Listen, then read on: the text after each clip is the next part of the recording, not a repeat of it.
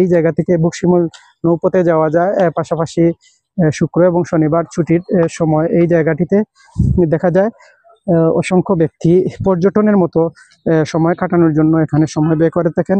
বিকেলবেলা বা ছুটির সারাদিন এরকম এখান থেকে বিনোদনের মাধ্যমে সময় পাস করে থাকেন।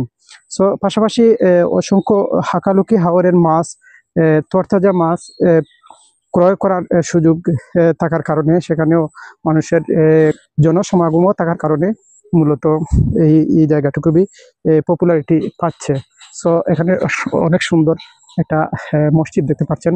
সো চমৎকার এরকম অনেক অসংখ্য মসজিদ রয়েছে বাংলাদেশে।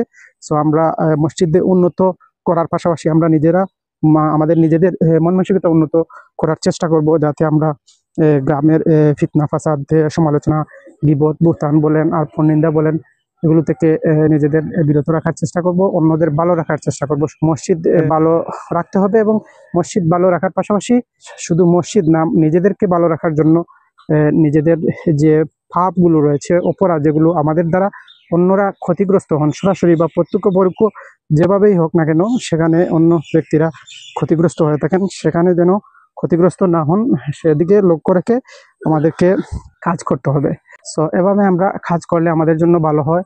হয়তো ক্যামেরা কিছুটা নড়াচড়া করতে পারে, কারণ এখানে যে স্থান দেখতে পাচ্ছেন মূলত সাধারণভাবে ক্যামেরা করা হচ্ছে, যার কারণে কিছুটা নড়াচড়া করতে পারে। সিনারি কিভাবে আসছে বোঝা যাচ্ছে না।